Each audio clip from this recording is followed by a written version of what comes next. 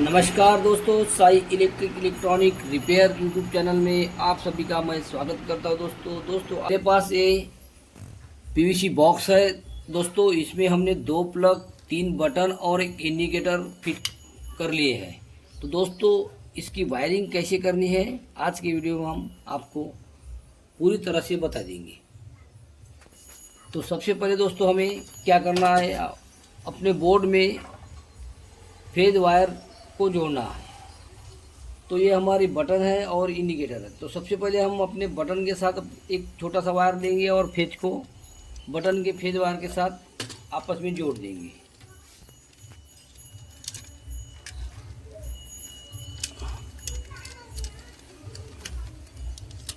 तो हमने पहले से ही दोस्तों छोटे छोटे वायर को अपने काट के रखे थे। तो इस तरह दोस्तों हमने बटन के दोनों पॉइंट को फेज वायर कनेक्ट किया है। तो वैसे तो दोस्तों फेज वायर के लिए हमें रेड कलर का वायर चाहिए था 1 mm का, पर हमारे पास अभी वायर उपलब्ध नहीं है। तो इसलिए हमने जो वायर था हमारे पास, यही वायर हमने कनेक्शन के लिए यूज किया है। तो बाद में दोस्तों हमें ये फेज वायर बटन के साथ कनेक्ट किया है। उसके बाद दोस्तों यही फेज हम यहाँ से कनेक्ट करेंगे, यहाँ से कनेक्ट करेंगे दोस्तों, और इंडिकेटर के एक पॉइंट को साथ जोड़ेंगे। ठीक है दोस्तों, इस तरह हमने इंडिकेटर के फेज पॉइंट के साथ जोड़ दिया है। बाद में दोस्तों एक फेज वायर का छोटा सा टुकड़ा लेना है और बटन के इस फेज वायर से इस बटन के साथ हमें कनेक्ट करना है। तो चलो हम इसको भी हम कनेक्ट कर देंगे।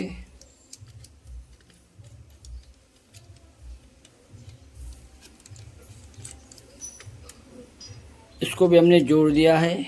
दोस्तों कौन से भी स्क्रू लूज नहीं होना चाहिए, ताकि आपका कनेक्शन लूज रहे तो सप्लाई में पॉइंट गर्म होके पॉइंट वो जल जाएगा। तो इस तरह दोस्तों हमने फेज वायर अपने तीनों बटन और इंडिकेटर के साथ कनेक्ट किया है। फेज वायर यहाँ से होके इस बटन में गया, इस बटन में होके इस बटन में गया और इस बटन से इस बटन में गया। तो अब दोस्तों हमें प्लग को फेज देना है। तो ये बटन दोस्तों इस प्लग के साथ कनेक्ट करना है हमें। तो देखो यहाँ पे ये लिखा है लाइव, तो हम फेज वायर यहाँ से जोड़ेंगे। अभी हमने दोस्तों प्लग के साथ भी फेज वायर जोड़ लिया है और बटन का दोस्तों ये पॉइंट खाली है। तो इस पॉइंट में हम सप्लाई पॉइंट से एक वायर जोड़ के प्लग का वायर जोड़ देंगे। तो दोस्तों हमने इस तरह बटन से फेज लेके अपने प्लग के साथ जोड़ दिया है। तो इस प्लग को भी हम फेज वायर जोड़ देंगे, बटन से इस बटन से जोड़ देंगे। तो सबसे पहले हम बटन के फेज वायर के साथ एक वायर जोड़ेंगे। तो इस तरह हमने बटन के साथ एक फेज वायर जोड़ दिया है। दोस्तों यही फेज हम अपने प्लग के यल पॉइंट से जोड़ देंगे। तो इस तरह हमें जोड़ना है प्लग के साथ। तो देखो दोस्तों, जब बटन चालू करेंगे तो हमारा फेज यहाँ से होके यहाँ तक आएगा। अभी हम अपने प्लग को न्यूट्रल जोड़ेंगे। तो ये एक न्यूट्रल का पॉइंट दोस्तों हम यहाँ से लेंगे, प्लग के एक पॉइंट के साथ जोड़ेंगे और दूसरा पॉइंट हम दूसरे प्लग के न्यूट्रल के साथ जोड़ेंगे। और दोस्तों यही से हम न्यूट्रल अपने इंडिकेटर के साथ कनेक्ट करेंगे और अपने इंडिकेटर के साथ जोड़ेंगे। तो देखो हमने प्लग के साथ न्यूट्रल का कनेक्शन कर लिया है। आपको भी इस तरह से कनेक्शन करना है दोस्तों।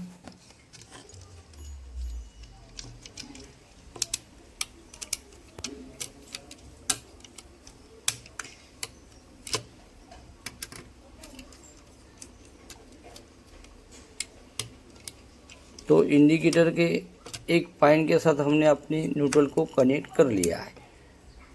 तो न्यूट्रल दोस्तों यहाँ से होके सीधा हमारे प्लग में आया है, प्लग से होके दोस्तों इस प्लग में आया है, यानी कि हमारे न्यूट्रल की वायरिंग कंप्लीट हो गई। और हम अब अर्थिंग की वायरिंग करेंगे। इस प्लग के बड़े पॉइंट के साथ हम अर्थिंग को जोड़ेंगे। बाद में दोस्तों इस प्लग के साथ भी अर्थिंग जोड़ेंगे। तो लगभग हमारे बोर्ड की वायरिंग अभी कंप्लीट हो चुकी है। दोस्तों बोर्ड को चालू करने के लिए हमें दो वायर की ज़रूरत पड़ेगी, न्यूट्रल और फेज को। तो हम ये वाला फेज वाला वायर हम इंडिकेटर के फेज वाले वायर के साथ कनेक्ट करेंगे ताकि हमें बोर्ड को सप्लाई देनी है।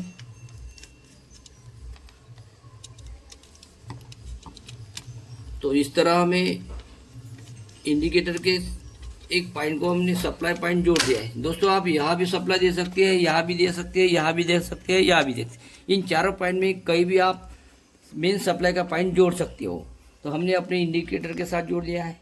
और एक न्यूट्रल के लिए हमें वायर चाहिए।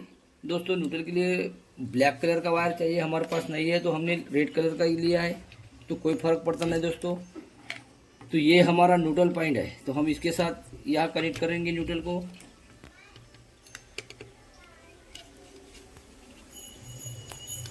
तो हमने न्यूट्रल के साथ भी अपना वायर कनेक्ट कर दिया है।